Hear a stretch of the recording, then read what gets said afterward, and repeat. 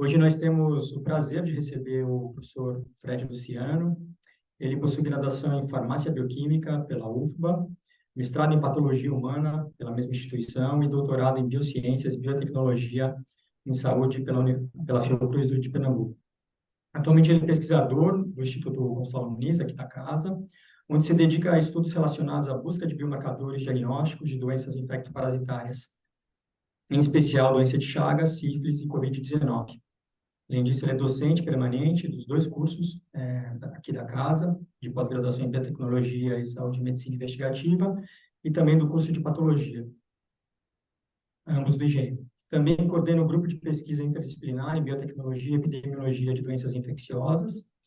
Foi coordenador do Programa de Pesquisa Translacional de Doenças de Chagas, o FIO Chagas, de 2021 a 2023. Então, ele deve estar encerrando, passando o bastão agora, nessa atividade. E, Fred, obrigado por ter aceitado participar da nossa sessão. A gente prevê uma apresentação de uns 45 minutos e depois a gente passa para as discussões, tanto no chat como aqui no auditório. A palavra é sua. Muito obrigado. Bom dia, Léo. Obrigado pelo convite, participar aqui da Extensão Científica. É sempre um prazer falar de Chagas e um prazer mais ainda de falar de diagnóstico sorológico de Chagas, né, que é bem a minha área de trabalho. Bom dia aos demais colegas presentes. Enquanto me pediram para fazer essa apresentação aqui na Extensão Científica do IGM, eu pensei em um tema instigante, né? É um tema que hoje ele está na moda para quem trabalha com doença de Chagas, que é justamente o uso de teste rápido na triagem sorológica para essa doença, né? Ainda é um sonho distante, é uma realidade próxima, estamos próximos a galgar o próximo passo. Então, como...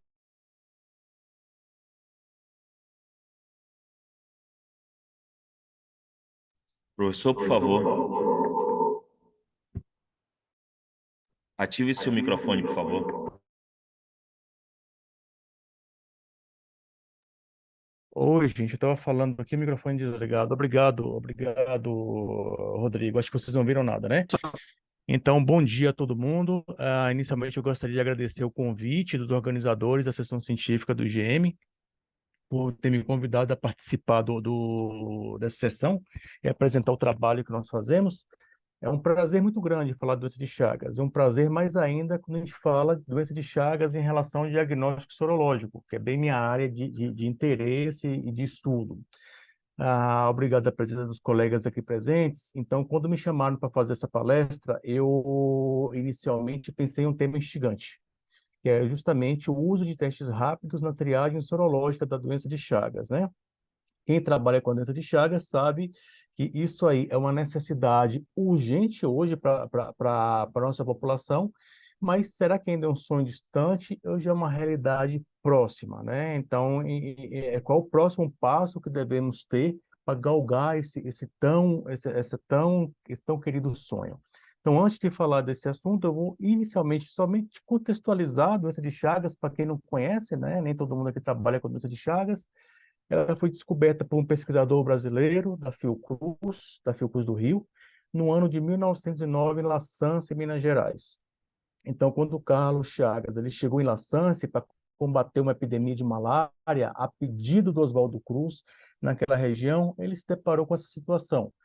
As pessoas vivendo, famílias muito numerosas, né? Pessoas vivendo em condições de miséria, muitas das quais habitavam em casas de pau a pique, taipa, com essas características aqui, e a gente pode observar que há muitas frestas onde os insetos vetores se escondiam, né, naquela época. E além da doença de Chagas, logicamente, essa população estava exposta a outras doenças, né, infecciosas ou não, como leishmaniose, schistosomose e também desnutrição, né? A pobreza era muito grande no interior rural do Brasil naquela época.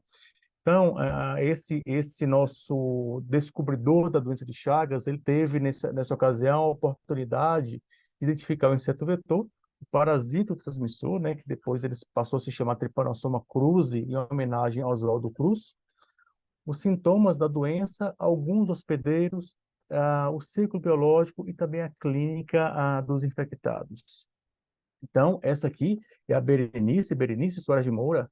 que foi o caso índice, a primeira paciente a ser diagnosticada com a doença de Chagas, que ocorreram no dia 14 de abril de 1909. Por conta dessa data, todo ano, no 14 de abril, comemora-se o Dia Mundial da Luta contra a Doença de Chagas, conforme estabelecido pela Organização Mundial da Saúde. Então, quando a Berenice ela não é de La Sância, na verdade, ela é originária de Pirapora, que fica a 70 quilômetros de La Sância, mas quando os pais da criança descobriram que tinha um médico que estava na região, levou a Berenice a La Sância para ela ser examinada por esse médico. Então, quando ele a examinou, ele observou sinais que hoje nós sabemos, né, que são patognomônicos da doença de Chagas aguda, como, por exemplo, o sinal de Romanha, que é esse inchaço bipalpebral unilateral. Ela tampouco é demasiada, então ele conseguiu identificar o parasita circulante no sangue da Berenice e ela foi considerada o caso índice. A Berenice viveu a vida inteira com a família terminada, ou seja, não desenvolveu sintomas, ou morreu 72, 74 ou 75, isso depende da literatura consultada. E ela morreu por isquemia cerebral, que não a doença de Chagas, né? Então, há relatos históricos que o Carlos Chagas, ele quis adotar a Berenice, né, naquela época, mas os pais foram contra. Essa realidade, gente, não é só de 1909, não. É a realidade do Brasil atual. Lógico, houve muito avanço nos últimos anos,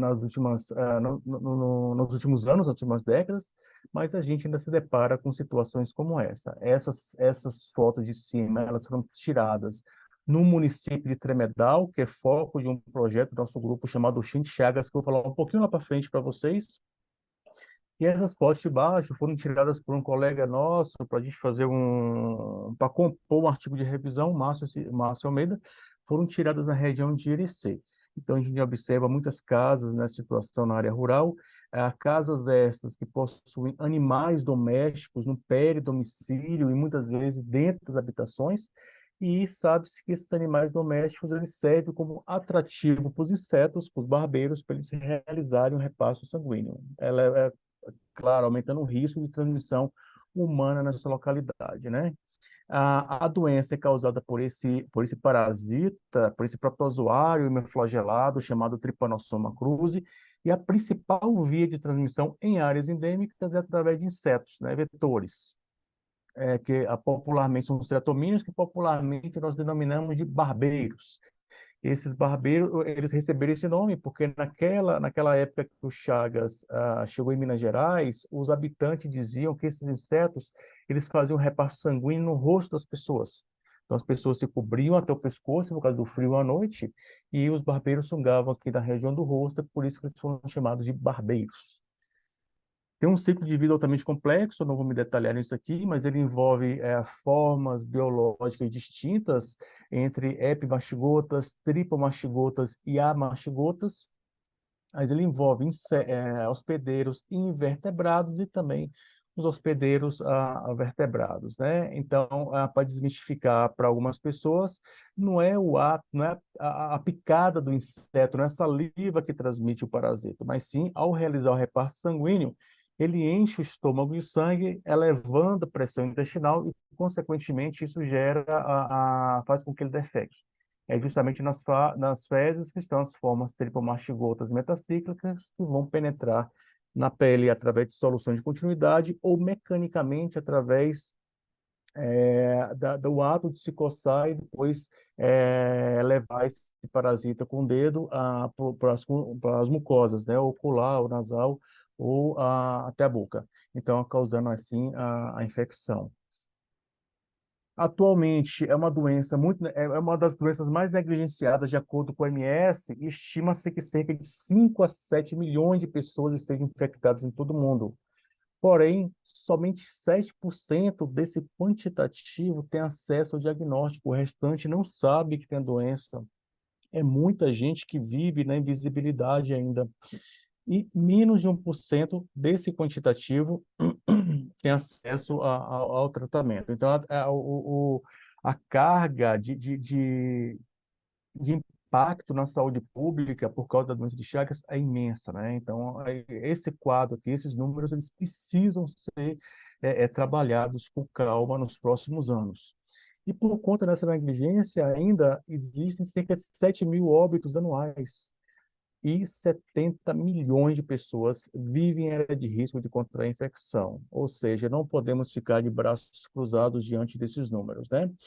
E nos últimos anos, em decorrência das facilidades de mobilidade urbana, indivíduos infectados da área endêmica, que essas áreas endêmicas são cerca de 21 países aqui na América Latina, que vai desde o sul dos Estados Unidos até o sul da América do Sul. Então, esses indivíduos começaram a migrar para outros países em busca de condições melhores. Então, atualmente, existem mais de 80 mil casos. Isso são estimativas, tá, gente? De 2010. Provavelmente esses números são um pouco maiores hoje em dia. Então, existe a estimativa de que haja mais de 80 mil pessoas vivendo com a doença de Chagas na Europa, principalmente na Espanha, Suíça, Suécia, Itália. São os principais países que recebem esses imigrantes latino-americanos. Mais de 300 mil nos Estados Unidos, mais de 3 mil casos aqui no Japão, e aqui na Oceania também um número representativo de casos. Como nessas regiões não tem o barbeiro, né, ainda existe o triatomínio, então outras formas de infecção ganharam evidência, como, por exemplo, a transmissão vertical, a transfusão sanguínea e também a doação de órgãos. Como nessas localidades não tinha doença de Chagas anteriormente, então, por exemplo, não se fazia a triagem sorológica em banco de sangue. Então, consequentemente, muita gente acabou se infectando por essa via, até esses países implementarem esse tipo de ação localmente, né? Então, quando toda vez eu trago esse slide nas minhas apresentações, ele é interessante porque ele é bem inquietante para quem trabalha com a doença de Chagas, porque são questões que ainda não foram respondidas, né? Isso relacionado a marcadores. Então, até hoje, o indivíduo se infecta, desenvolve a forma aguda, evolui para crônica, mas o que que vai acontecer com esse indivíduo? Ele vai acontecer o mesmo que aconteceu com a beremice, ele vai viver sua vida inteira sem sintomas, na forma indeterminada, ou ele vai desenvolver sintomas do órgão específicos, como, por exemplo, sintomatologia relacionada a danos cardíacos ou do sistema digestório, né? Então, a gente não sabe ainda por que esses indivíduos evoluem e outros indivíduos não evoluem. Então, falta esse marcador. Uma outra coisa, um outro marcador que ainda carece de explicações, né, é o estabelecimento de cura pós-tratamento etiológico. Então, o indivíduo na fase crônica ele é tratado, existem duas drogas somente utilizadas para essa finalidade no mundo, drogas essas que foram sintetizadas na década de 60 e de lá para cá nenhum avanço foi feito em relação novas drogas para tratamento de Chagas. Então, o indivíduo recebe o tratamento, mas ele não sabe se ele foi curado ou não. Hoje, o padrão ouro para estabelecimento de cura pós-tratamento é o decaimento dos títulos de anticorpos. Isso é feito através da imunofluorescência e alguns indivíduos demoram 20, 30 anos para a gente observar esse decaimento de anticorpos. Atualmente, eu estou em São Paulo, não estou apresentando presencialmente aí, eu estou aqui no laboratório da Estestabino fazendo justamente um trabalho em parceria com ela, para a gente avaliar alguns marcadores justamente para testar a cura pós-tratamento etiológico, né? Acho que no futuro eu posso trazer esses dados para vocês. Uma outra questão inquietante é o diagnóstico. O diagnóstico laboratorial da doença é extremamente complexo e 100% dependente de uma infraestrutura laboratorial, né? Além disso, não existe um único marcador, um único antígeno que possa ser utilizado para identificar a integralidade das cepas circulantes em diversos países do mundo. Então, esses fatores relacionados a diagnóstico, eles constituem uma barreira atualmente dos indivíduos que moram em áreas endêmicas e endêmicas para conhecerem seu estado sorológico. Então, o que a gente precisa, além dessas questões, é ampliar o acesso dos indivíduos tanto ao tratamento quanto ao diagnóstico. Como eu falei para vocês, o diagnóstico é complexo, gente. Não existe um padrão ouro. Um único teste não é capaz de dar o diagnóstico para a doença de Chagas. Não existe confiança em um único teste. Por conta disso, tanto a OMS quanto a Organização Pan-Americana de Saúde estabelecem que o diagnóstico tem que ser feito com base em dois testes, né? A combinação entre dois testes. E esse estabelecimento dessa regra, né, desse aconselhamento, é que sejam testes com matrizes, com princípios metodológicos distintos. Ou seja, eu vou fazer uma ELISA com uma quimiluminescência, ou então uma imunofluorescência mais um ELISA, e assim eu defino o estado sorológico daquele indivíduo. Aqui no Brasil e no Ministério da Saúde de outros países endêmicos, a gente ainda pode usar dois testes com o mesmo princípio metodológico, porém utilizando preparações antigênicas distintas. Ou seja, eu posso utilizar dois ELISAs, desde que um deles tenha, por exemplo, seja constituído por antígenos recombinantes e outro por antígenos provenientes do lisado do parasita, né? Então, essa aqui é a marcha diagnóstica. Observem que ela é relativamente complexa, né? Ela funciona, viu, gente? Ela funciona muito bem. Então, mas ela tem alguns problemas. Então, se o indivíduo é submetido a esse algoritmo, ele tem um resultado positivo nos dois testes, ele é considerado positivo. O inverso, se for negativo em ambos, ele é considerado negativo, mas 5 a 10% dos casos tem um resultado discordante, que leva a uma inconclusividade diagnóstica, necessitando de um terceiro teste. Então, isso encarece ainda mais essa marcha diagnóstica, né? Então, como eu falei para vocês anteriormente, esses testes, eles são baseados no reconhecimento de anticorpos específicos contra o parasita. São técnicas sorológicas indiretas, o ELISA, a quimiluminescência, a imunofluorescência e a hemaglutinação. E todas elas, pessoal, dependem de uma infraestrutura laboratorial, muitas vezes com maquinário, um parque de máquinas caro, né, como é o caso da imunofluorescência, da quimiluminescência e até mesmo do ELISA, e precisa de pessoal treinado, bem treinado, tanto na execução quanto na interpretação dos resultados. O problema disso tudo é que pessoas que moram em condições remotas, né, pessoas que moram em áreas rurais, dificilmente têm acesso um fácil acesso a essa tecnologia. Então, o que a gente precisa é proporcionar a essas pessoas que, por exemplo, moram aqui nas comunidades ribeirinhas da região amazônica, da região pantaneira, que residem a dias de barco de uma unidade básica de saúde mais próxima de sua residência, ou então aqui na área rural, endêmica dos estados do Nordeste, dos estados do Centro-Oeste. Isso aqui é a realidade do Brasil, né? Então, cada país endêmico aqui da América do Sul vai ter sua realidade e também as suas dificuldades de acesso ao diagnóstico. Então, ao invés da gente levar essas pessoas até um laboratório para se realizarem seu teste, o ideal seja que o teste vá até a casa dessas pessoas. E recentemente, né, com a pandemia de Covid, foi bastante popularizada a questão do teste rápido. Então, esse teste rápido ele é interessante porque ele nos possibilita utilizá-lo na modalidade tipo point of care, ou seja, a unidade básica de saúde mais próxima da casa do indivíduo, ou então até na casa do próprio indivíduo, né? Então, esse tipo de teste, a gente tem que ficar assim, esse olhinho para lá e para cá, porque a gente tem que ficar de olho em todas as características, né? Elas têm que estar bem casadinhas para ter um teste rápido, eficiente.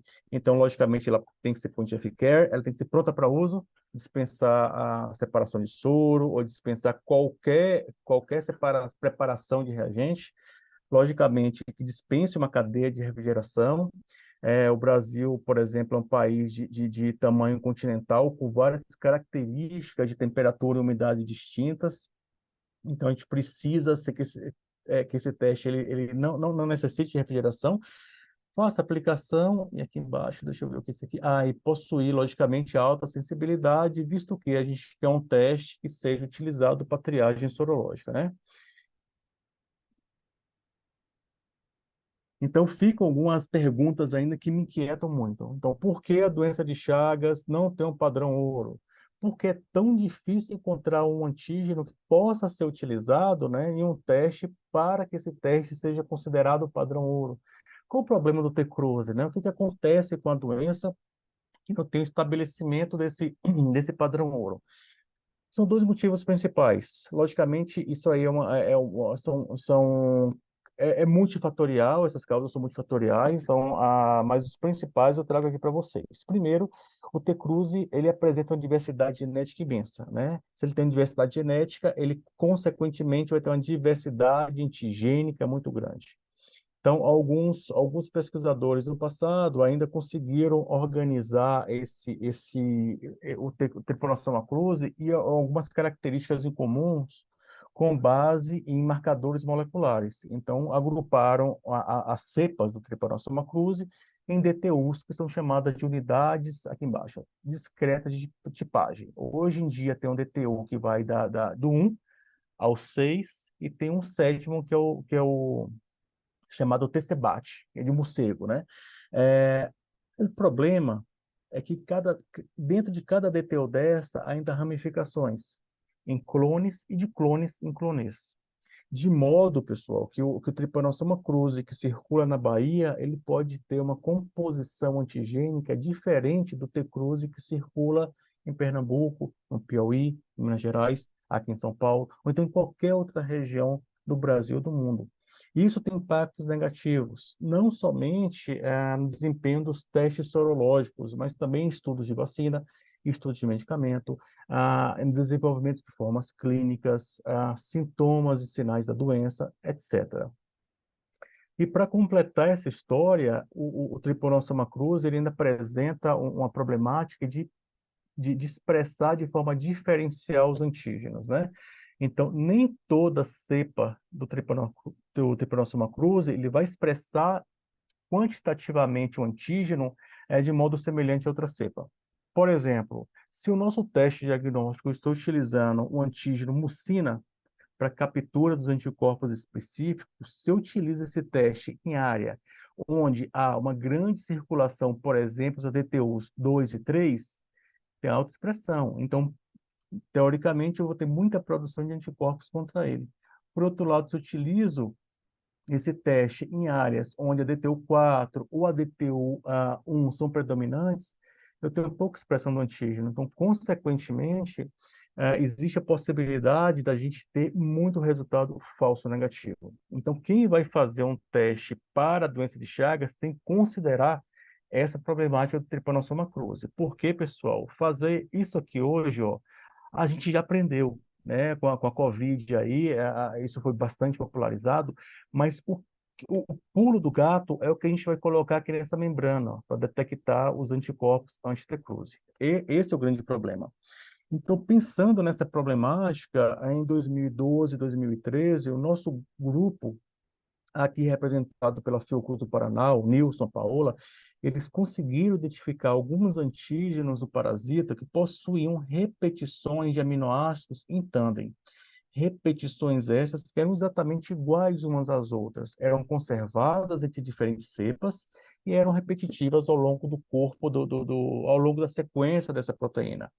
Então, o que o Nilson fez? Identificou essas regiões, pinçou essas regiões de diferentes proteínas e fez a composição de proteínas sintéticas que não existem na natureza, né? Que são chamadas de proteínas recombinantes quiméricas. Quimérica é justamente a analogia, o termo da mitologia grega, né? Aqueles animais, aqueles monstros com cabeça de um animal, cauda do outro, pata do outro, asa de outro. Então, assim, nós construímos as quimeras no passado, logicamente em colaboração, o próprio nome da quimera já fala, com o Instituto de Biologia Molecular do Paraná, e a elas foram dados os nomes de IBMP 8.1, 2, 3 e 4. Esse tipo de construção é muito bacana, porque eles aumentam o sinal da reação e promovem uma baixa variabilidade, principalmente entre lotes. Essa variabilidade a gente observa muito em testes que utilizam como preparação antigênica o lisado do parasita. Então, o lote geralmente nunca ele vai ser tão reprodutível a outro quando comparado a testes que utilizam como preparação antigênica um antígeno recombinante. E se vocês observarem, esse alto sinal, ele vem justamente da característica dessa molécula, porque nessa situação aqui, nós estamos ofertando um repertório de epítopos muito maior, por exemplo, que a molécula, se a gente fizesse somente a molécula recombinante. Aqui nós teríamos uma monotonia de epítopos, né? Aqui a gente tem uma diversidade de epítopos que vão garantir, que vai garantir essa elevação de sinal, né? Esses epítopos foram escolhidos com muito carinho na época, são epítopos lineares, como eu falei para vocês, conservados e repetitivos, de múltiplos antígenos ribossômicos de membranas estruturais. Então, para vocês terem uma ideia, quando o Nilson fez essas construções aqui, essa sequência que está representada pela essa linha preta são as sequências espaçadoras, né? Então, ele escolheu sequências rígidas, que não proporcionassem que a molécula se dobrasse em volta dela mesma, de modo que ela escondesse os epítopos no seu interior. Então, são todos epítopos solúveis. Essas moléculas são pobres de estrutura secundária, ou seja, estão bem abertas e expostas para reconhecimento ao antígeno.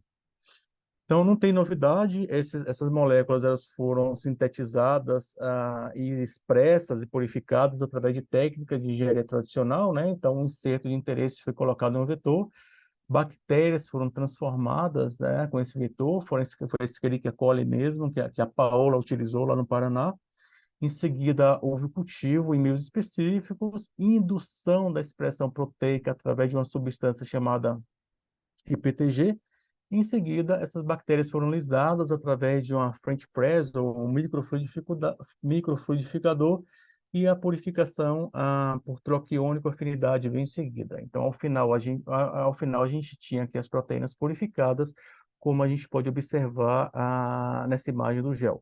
Então, aqui, inicialmente, a gente tem uma bagunça de proteína, né, que a bactéria expressa tanto as nossas proteínas de interesse quanto as dela. Então, aqui a pré-purificação e pós, então observe que são proteínas pequenininhas, que variam de 17 a 45 kilodaltons. Eu não vou detalhar, mas desde da produção desses antígenos, muitos estudos foram feitos ao longo do tempo, né? Então, estudos de fase 1, fase 2, fase 3, utilizando humanos, utilizando cães, em diferentes plataformas diagnósticas, como, por exemplo, a ELISA, Luminex, o microarranjo líquido, o Western blot, o ELISA duplo sanduíche, etc, etc. Então, aqui foram os trabalhos que foram publicados nesses últimos anos. Outros ainda estão outros estudos ainda estão em andamento, porque a gente está sempre procurando avaliar de forma mais detalhada o desempenho dessas proteínas, né? Em resumo, daqueles trabalhos que eu mostrei para vocês, até o momento nós já avaliamos esses 4 antígenos utilizando cerca de 25 mil amostras de humanos, e cerca de umas 3 mil de cães. Cães ainda, os estudos são preliminares, mas a Isabela, que é estudante de mestrado, doutorado, ela vai utilizar essa avaliação com 10 mil cães de Salvador. Então, futuramente posso trazer resultado para vocês. Já fizemos estudo de fase 1, 2 e 3. Utilizando uma representatividade amostral bem interessante, né, com amostras principalmente da Argentina, Brasil, Espanha, Bolívia, e algumas amostras do Paraguai, Guatemala, México, Estados Unidos e Honduras. E o desempenho em todos esse conjunto amostral foi com valores de sensibilidade, especificidade e acurácia sempre elevados, na grande maioria das vezes superiores aos testes comerciais utilizados aqui no Brasil. Possui uma baixa reatividade cruzada, às vezes até a ausência dela, em especial para a leishmaniose, tanto tegumentar quanto visceral. E essas proteínas a gente avaliou, fez algumas análises de resistência, e elas se mostraram bastante resistentes à desnaturação, né? E quando desnaturavam, elas continuavam funcionando bem no reconhecimento dos anticorpos e também quando elas degradavam. Porque apesar de degradados, os epítopos permaneciam ali em solução. Bem, eu vou convidar vocês agora para a gente ter um olhar mais detalhado para essa questão do teste rápido, né? Então, isso começou em uma parceria lá com o Edmilson Silva, lá de Biomanguinhos, que é parceiro nosso desde o início desses projetos todos. Então, ele comprou a briga e resolvemos fazer um teste rápido utilizando 2 das proteínas, 2 das 4, né, que apresentaram os melhores resultados. Esse tipo de ensaio é um ensaio de fase 1. Para quem não conhece, é justamente nesse tipo de ensaio que nós fazemos a padronização dos testes, utilizando um N amostral de conveniência, mas essa amostragem tem que ser representativa do agravo e a gente tem que utilizar amostras que a gente conheça os estados sorológicos, se são positivas ou negativas. Então, ele sensibilizou a membrana com os dois antígenos separados. Então, já adianto para vocês, esse é o primeiro teste e único, na verdade, no mundo que utiliza esse formato duplet, né? Os demais testes utilizam uma única linha com um único antígeno. E é um teste simples, como qualquer outro, não tem novidades, basta fazer uma punção digital no indivíduo, coloca a gotinha de sangue, a solução tampão aqui no orifício de amostra, espera 15 minutos e faz a leitura. O aparecimento de uma ou das duas bandas no local de teste é indicativo de positividade, né? Para esse protótipo, que era um protótipo na época, nós utilizamos uma amostragem pequena de conveniência, como eu falei, inicialmente, mas representativo das formas clínicas do T-cruzi e de áreas endêmicas e não endêmicas, aqui representada pelo Paraná, aqui no Brasil, e nessa amostragem achamos uma acurácia de 100%, né? Então, esses dados, apesar de utilizarmos um amostral pequenininho, nos motivou a submeter esse teste à análise da Anvisa para a aquisição do registro, né, e possibilidade de produção por parte do Biomanguinhos. Então, o Biomanguinhos mandou os protótipos para a Anvisa e em 2020, nós, brasileiros, fomos agraciados com o primeiro teste rápido produzido no Brasil pelo sistema público para o SUS. Então, isso aqui eu acho que é uma conquista de todo brasileiro. Eu fico muito feliz por ter contribuído com esse feito. Aqui é o teste, a carinha dele, para quem trabalha no serviço público, então deve conhecer essa caixa já. E esse aqui é o resultado de um paciente que eu fiz em Camamu, que fica próximo a Salvador, que é uma área de baixa endemicidade, mas a gente conseguiu identificar um paciente naquela localidade positivo. Em seguida, nós passamos para o estudo de fase 2. Ele é muito parecido com a fase 1. A diferença é que a gente tem que usar um N amostral estatisticamente bem estabelecido, né? Mas as outras características são muito parecidas. E nesse estudo de fase 2, a gente foi um pouco mais ousado e fez um estudo muito cêntrico, utilizando alguns laboratórios de referência no diagnóstico sorológico das doenças de Chagas, representados aqui pela FUNED, que é o LACEN, lá de Minas Gerais, pela Universidade Federal do Goiás, e também por nosso laboratório na Fiocruz da Bahia. Então, identificamos quais eram os testes comerciais que tinham registro ativo na Anvisa naquela ocasião, além do TR Chagas Biomanguinhos.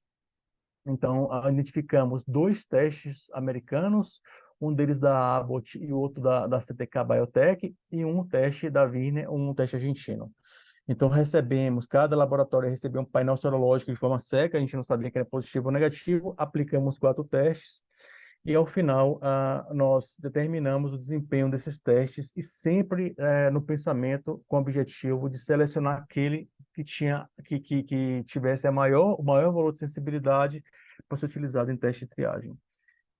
Não sei se vocês sabem, mas os testes de triagem, por si só, a característica deles é que eles sejam altamente sensíveis.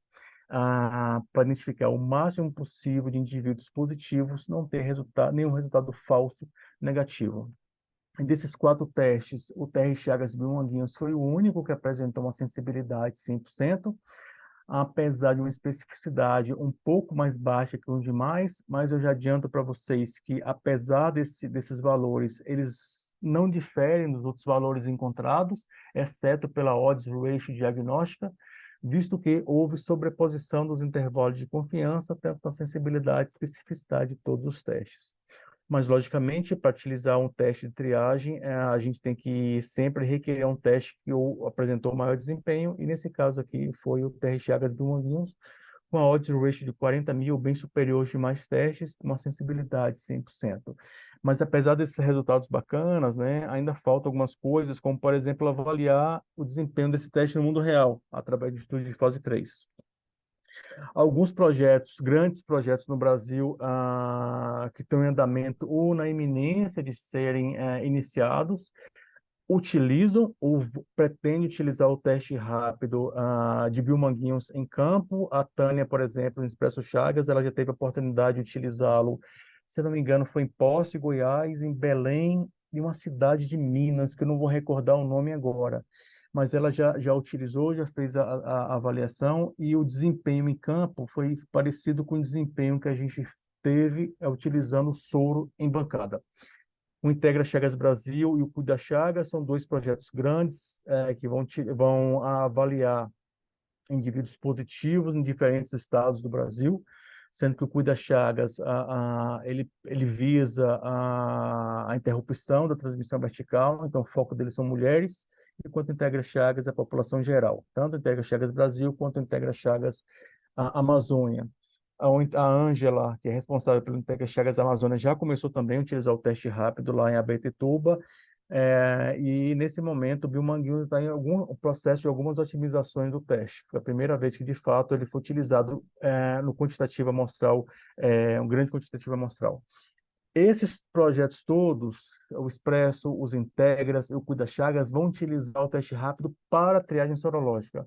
O Oxite Chagas, que eu sou responsável por ele na Bahia, ele é um projeto que vai também utilizar o teste rápido para essa finalidade, porém ele vai um pouco além em relação à validação do teste em campo. Ele vai avaliar o desempenho desse teste em campo através de um estudo de fase 3.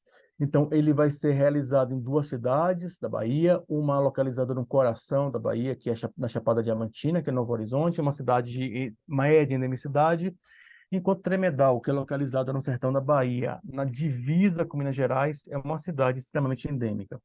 A escolha desses dois municípios deveu-se a focos residuais do triatoma infestas, né? Até os anos 2015, 2011, aproximadamente. Então, a gente vai triar a população geral, total de ambos os municípios, tanto de área endêmica e rural, e a gente, através desse estudo, vai poder levar alguns benefícios, né, e conhecer algumas coisas, algumas características da doença de Chagas naquela região, como, por exemplo, a verificação da prevalência, tanto na população geral quanto em grupos específicos, como gestantes, mulheres na idade fértil, idosos, crianças, pessoas que vivem com imunossupressão, etc.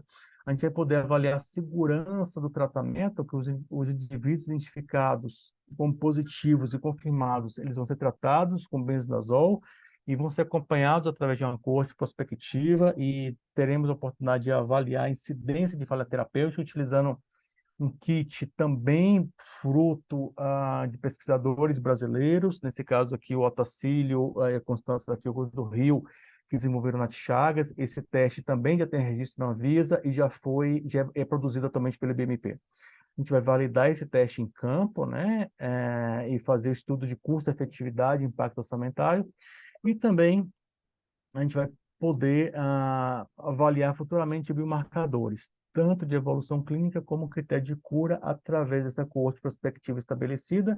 Essas amostras vão ser depositadas no biobanco, no qual será o primeiro biobanco da Fiocruz de Chagas, e será disponível para a comunidade científica, né? Então, o que a gente quer é que os marcadores sejam identificados. Falando um pouquinho mais a miúde da validação, então esse projeto ele vai permitir a gente avaliar o desempenho desse teste em campo, realizar custo-efetividade e avaliar o impacto, a avaliação do impacto orçamentário. Esses três tipos de estudos, eles são necessários para a inclusão do teste no SUS, através da Conitec. Desses três objetivos, o primeiro já está concluído através daquele estudo multicêntrico, né? Então, com o Consciente Chagas, a gente vai conseguir responder essas outras duas questões. Logicamente, o TR Chagas é um teste brasileiro, mas ele não é o único no mundo. Tem cerca de 13, 15 testes aqui, são poucos para uma diversidade que é a doença de Chagas no mundo. Todos esses testes eles já foram submetidos a vários estudos, né? Vários autores se dedicaram a avaliar o desempenho deles. Então, vários valores de sensibilidade e especificidade foram encontrados, a depender da região e da população onde eles foram utilizados, justamente por causa daquela questão que eu falei para vocês antes, tanto da expressão diferencial de antígenos, quanto da diversidade genética do Trypanosoma cruzi. É por isso que cada país, antes de empregar o teste rápido na sua população, é interessante que ele faça, né, a verificação desse teste com base na sua realidade local. Se não me falha a memória, foi em 2020, 2019, a OPAS lançou um guidelines que sugere que uma sensibilidade adequada para um teste rápido das chagas gira em torno de 94% e uma especificidade gira em torno de 97%. Então, com isso em mente, né, a Andrea Marchiol, que é uma pessoa que é parceira nossa da NDI, junto com a turma lá da FIND, a Laura, eles avaliaram 11 testes disponíveis, 11 testes rápidos disponíveis comercialmente na Colômbia, e verificaram, um deles foi o nosso TR Chagas Brasil, e verificaram os mesmos resultados que nós encontramos aqui no Brasil. Isso me deixou muito feliz, muito tranquilo, porque é um teste de elevada sensibilidade, porém, lá na Colômbia, para a população de lá, houve uma pequena redução na sensibilidade, mas a especificidade se manteve constante. O que é interessante, pessoal, chamar atenção, aí vocês pensam, tá, a sensibilidade está bacana, mas eu vou ter muito resultado falso positivo, por uma especificidade um pouco menor.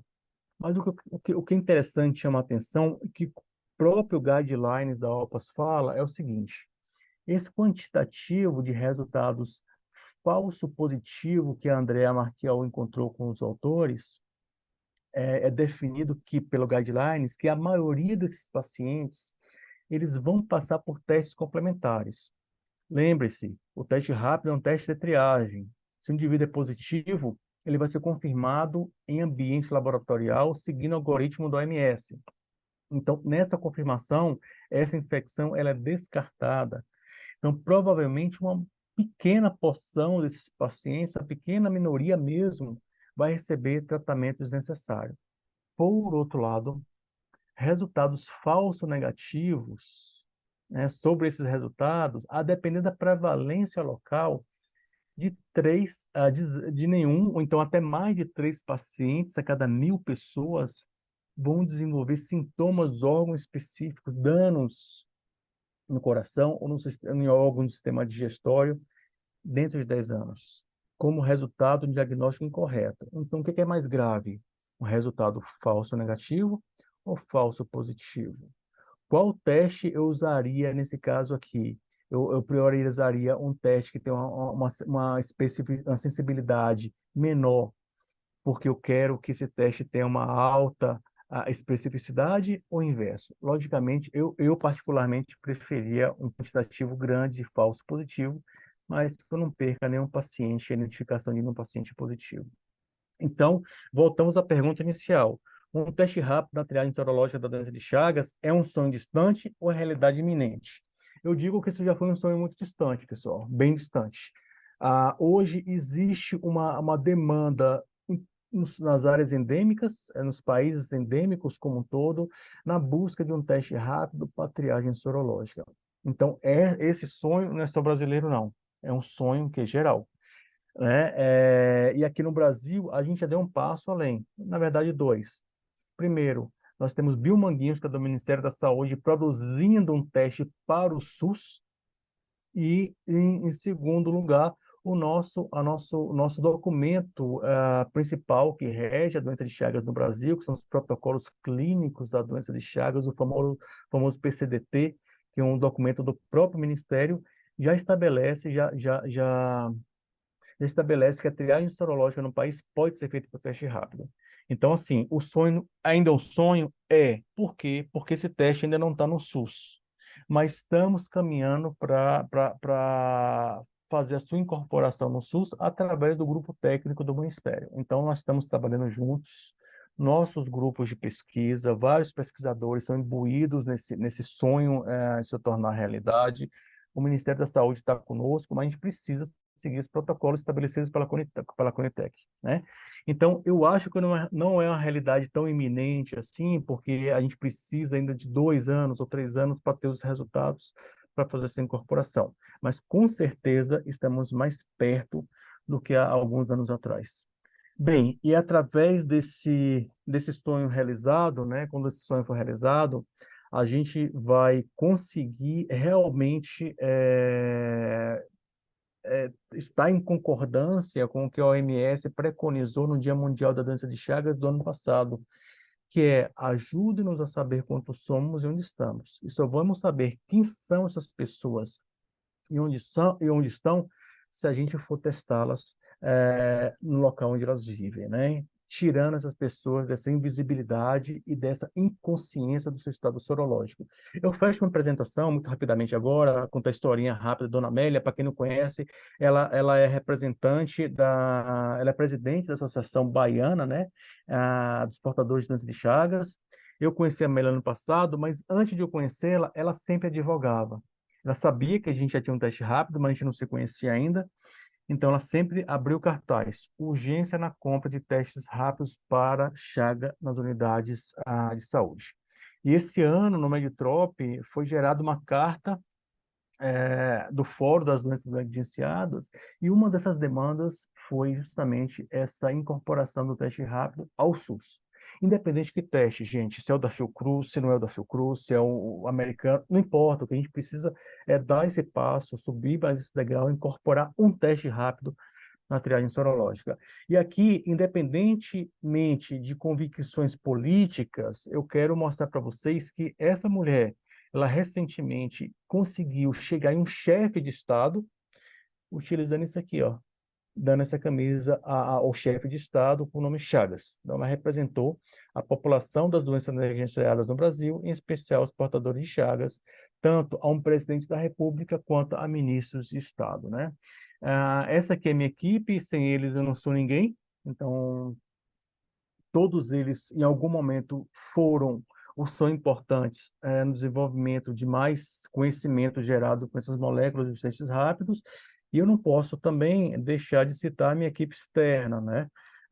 Aqui na Bahia, eu com a minha equipe, na Fiocruz do Pernambuco, a Yara Gomes, ela foi minha orientadora do mestrado alguns anos atrás e é muito minha amiga. O Krieg, ele foi meu orientador na época, naquela ocasião ele era do BMP, agora ele está na vice-presidência.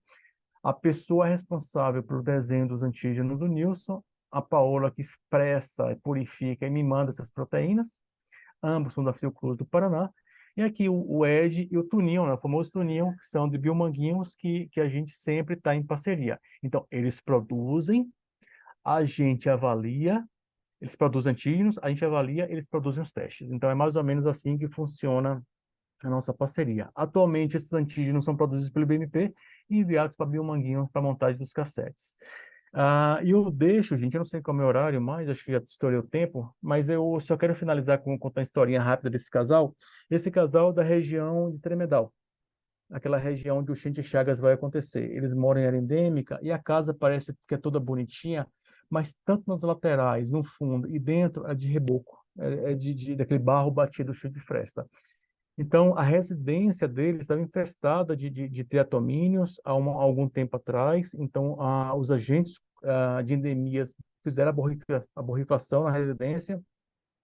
E quando eles retornaram para verificar se a detetização ela foi efetiva ou não, eu tive a oportunidade de ir com eles, né? E aí eu levei comigo uns testes rápidos para observar como seria a aceitabilidade das pessoas em furar o dedinho, né? Então, eu fiz o exame deles dois. E eu fui agraciado, quando eu estava indo embora, com esse sorriso. Porque ela está muito feliz por, apesar de sua casa ter tido barbeiros, ela e o marido estavam negativos para a doença de Chagas. Então, compartilho com vocês esse sorriso. E é isso que a gente quer, né, gente? A gente trabalha por bem-estar dessas pessoas. Então, eu acho que eu finalizo aqui. Agradeço demais a atenção de vocês. Estou aqui aberto a perguntas, a discussão. Obrigado, pessoal.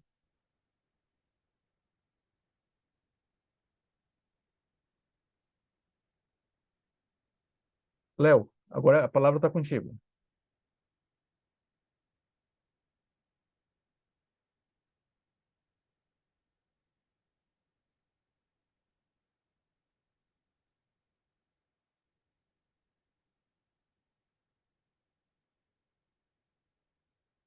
Léo, está conosco?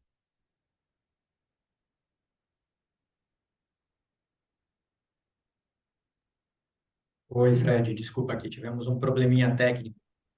Estou chegando, calma.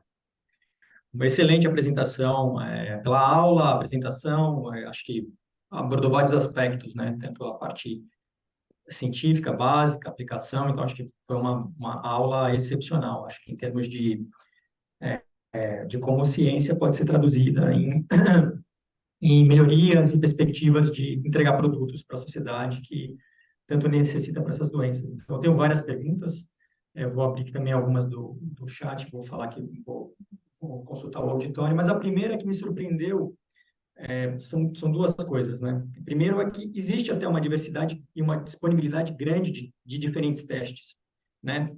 Com testes rápidos, ou de triagem, com uma sensibilidade e acurácia até boas, né? Assim, não são ruins.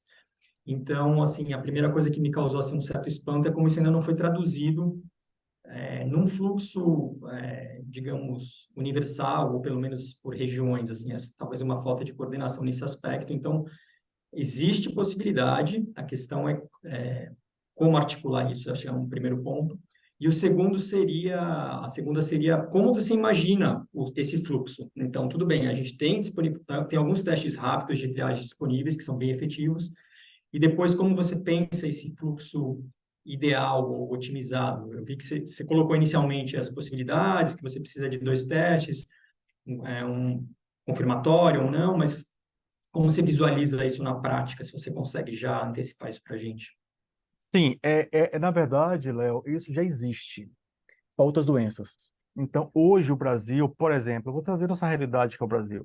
O Brasil já utiliza, ele já dispõe nas unidades básicas de saúde, tanto na área urbana quanto nas áreas rurais, testes rápidos para sífilis, para HIV e para outras doenças, né? Então, esse fluxo de amostras, de envio de amostras para confirmação do LACEN e tudo mais já existe, né? Eu tive, logicamente, desses 2 municípios, eu visitei todas as unidades básicas de saúde, juntamente com membros da equipe, e todos eles tinham teste rápido HIV, teste rápido sífilis, no mínimo.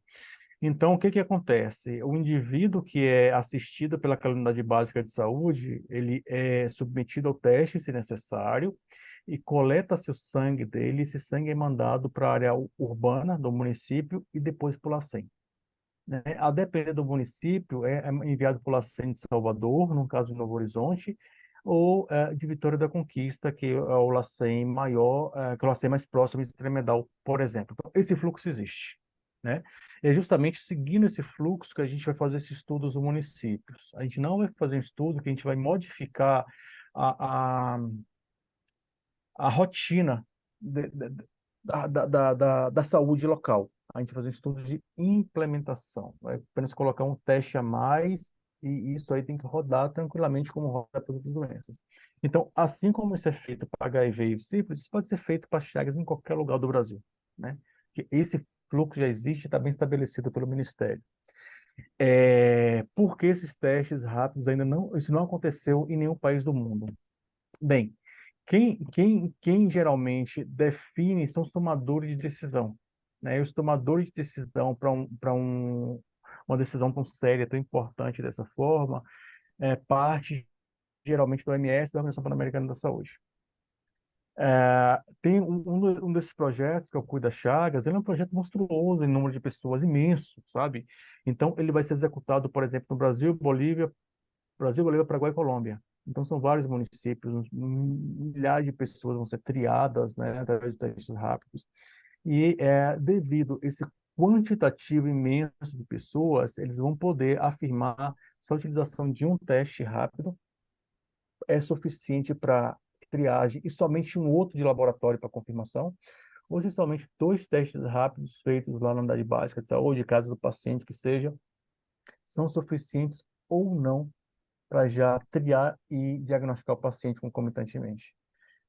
Eu não sei, acho que o projeto já começou em algumas localidades, tanto do Brasil quanto fora do Brasil, mas acho que em breve a Andrea Silvestre, que ela é a PI, né, desse projeto, ela pode trazer essas novidades logo, logo, mas acho que ainda está cedo para responder isso. Então, assim, é com base em evidência que essas decisões são tomadas.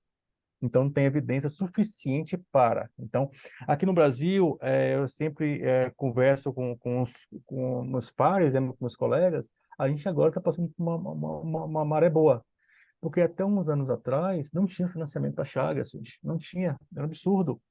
Os financiamentos eram poucos.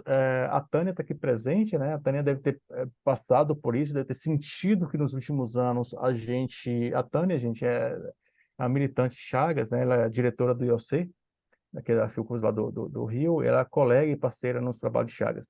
Então, assim, nos últimos anos, a gente observou que houve um maior interesse em financiamento de projetos de Chagas. É tanto assim que hoje a gente tem o Expresso, tem dois Integras no Brasil, tem um Cuida, tem um Oxante, tem um projeto que está acontecendo também na Bahia, que está com financiamento do Miter Maia. Então, assim, tem o Samitrop, da Esther Sabina aqui em São Paulo, que está correndo em Minas. Então, tem projetos grandes hoje no Brasil. Isso me deixa feliz. Então, logo, acho que dentro em breve a gente vai ter muita evidência, Léo, para fazer essa incorporação. De fato, vai ser, acho que algo que vai ser refutável. Ou coloca, entendeu? Essa é questão de tempo. Exatamente. Assim, só respondendo à provocação do título da sua apresentação, após a apresentação, eu acho que está próximo de apesar dos desafios, apesar do caminho que ainda a gente tem que atravessar, eu acho que a gente não é tão distante, eu diria assim, sonho É, ou é, realidade iminente. isso me preocupa um pouco, sabe por quê? Porque para a gente, 2, 3 anos para gerar evidência em pesquisa é normal, né? O tempo que a gente espera, mas para o paciente que está lá na ponta, um dia Urgente, de espera faz urgente. muita diferença para ele receber um tratamento e não evoluir para a forma sintomática. Então, bem, a gente tem que tratar esse assunto com muito carinho, né, na verdade. Bom, tem milhares de comentários aqui no chat, eu não vou ler todos, acho que a gente tem uma plateia bem eclética de vários estados, então acho que tem pessoas de dentro do IGM, fora, outras unidades da Fiocruz, parabéns, excelente palestra, parabéns pelos avanços, excelente apresentação, enfim, não vou ler todos os comentários, mas são vários. Outras pessoas dizendo que logo enviaremos os resultados do uso do teste rápido no Expresso Chagas, então colaboradores também que estão presentes, a Tânia Araújo, como você mencionou, a pessoa de Biomanguinhos, parabéns, excelente trabalho. Deixa eu ver se eu tenho alguma super didática. Eu acho que foi excelente mesmo você conseguiu cobrir bem todas as. Eu vou ver se a gente tem alguma pergunta aqui do auditório. Alguém? Eu tenho mais uma, na verdade, uma curiosidade, assim, até. Esse 78%, 70% que vocês viram de especificidade, né? Isso está cruzando com leishmania ou você chegar a investigar com o que está cruzando essa especificidade? Então, Assim, eu compartilho também do seu comentário, né? Que talvez seja melhor pecar pelo excesso nessa etapa, mas eu fiquei curioso para saber se vocês investigaram isso ou não. E essa é uma pergunta. E a outra, a detecção de antígenos nunca foi pensado, né? Em função da própria biologia do parasito e da doença, não secreta antígenos, ele está intracelular, isso nunca foi. Mais uma curiosidade, talvez uma pergunta bem naiva. Então, seriam essas duas. Se vocês investigaram a especificidade e se, eventualmente, detecção de antígeno foi alguém alguma vez chegou a pensar mas provavelmente não, porque é um intracelular e etc. Se você pudesse comentar. então, Léo, boa pergunta. Em relação à especificidade, rapaz, a gente pensou muito. Esses antígenos já foram muito trabalhados ao longo desses últimos 10, 12 anos, né, e continuam sendo muito trabalhados por nós ainda. Testamos sim. Fizemos uma colaboração grande no passado, lá com o Simval de Pernambuco, né, e com a Selma Jerônimo lá da Federal do Rio Grande do Norte, com o Lucas também, nosso Lucas aí da Bahia, e conseguimos reunir quase 850 amostras de leishmaniose visceral e tegumentar, e fizemos a avaliação. E naquela ocasião tivemos a oportunidade também de colocar alguns testes comerciais. Todos os testes comerciais que utilizam lisado ou mistura de lisado com recombinante, as taxas de reação cruzadas variam de 20 a 50%, algo que é muito alto. É uma similaridade imensa entre cruz e leishmania, gente. É uma coisa absurda. Em relação às moléculas de BMP, não houve reação cruzada, né? Então, em especial a molécula 4, BMP8.4, que é a minha menina dos olhos, né? Que é a maior, tem mais epíteto, ela não cruza, deu zero, tanto para uma quanto para outra doença. O máximo que tivemos foi uma amostra ou outra caindo na área de indeterminação, na zona cinza, né? Então, assim, isso nos deixou muito motivados. Então, quando o Nilson ele escolheu os epítopos, ele teve todo o cuidado de avaliar se aquele epítopo cruzava com alguma, tinha similaridade, homologia, com alguma sequência anotada lá no DBank. Eu refiz essa avaliação.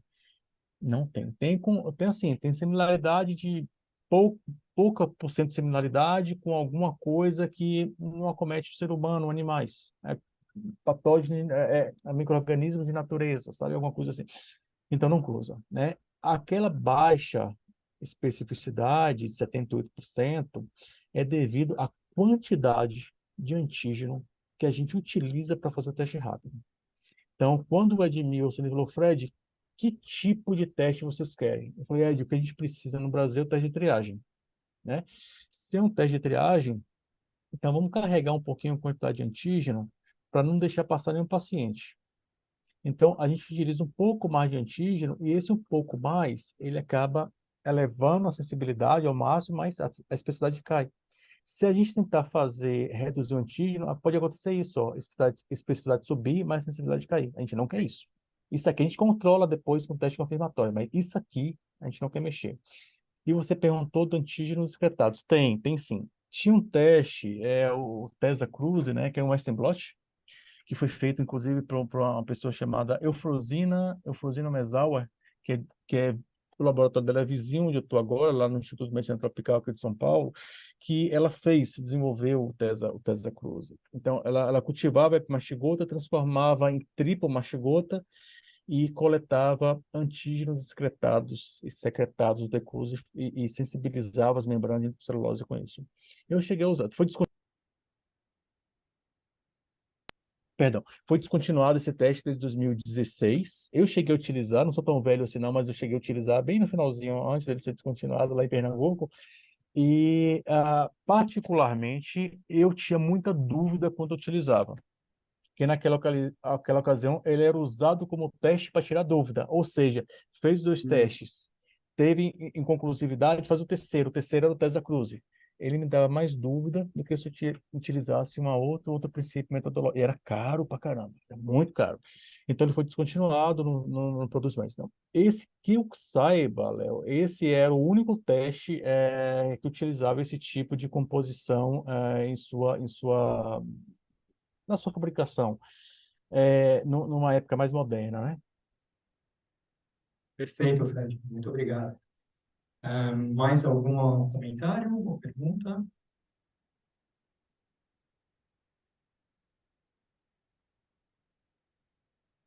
Acho que aqui não. Fred, eu vou te agradecer novamente. Acho que foi uma aula muito didática. Assim, os comentários aqui no chat foi muito didático, acho que foi muito proveitoso.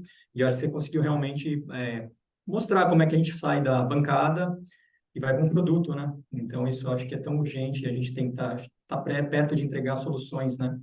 Para o SUS e para essa população que é tão carente e, enfim, e desassistida. Então, assim, foi ótimo, excelente. Eu agradeço novamente e depois, ano que vem, acho que você deve voltar para falar desses multicêntricos aí e contar novas novidades, tá bom? Foi É, ótimo, ótimo. eu agradeço, Léo, o convite, agradeço a todos os participantes aqui presentes e estou à disposição. A gente vai começar o projeto, já está com data certa, dia 4 de fevereiro, se não me engano, não falei a memória, mas está com data para começar. Já tem 2 financiamentos, então, ou seja, a gente está engateando aí para o início, né? Engateando de uma maneira mais acelerada agora. Então, daqui a um ano, acho que eu posso trazer um bocado de novidade para vocês. Além das novidades que eu Ótimo. estou trabalhando com esse aqui, né? Os resultados muito Sim, bons. não, Então, com isso aí certeza. ó, é papo para uma outra discussão. Obrigado, Fred. Uma salva de Obrigado, palmas. gente. Tudo de bom, gente. Até mais. Tchau, Tá. tchau. Tchau. Nos vemos sexta-feira que vem a todos. Tchau, tchau. Obrigado pela participação.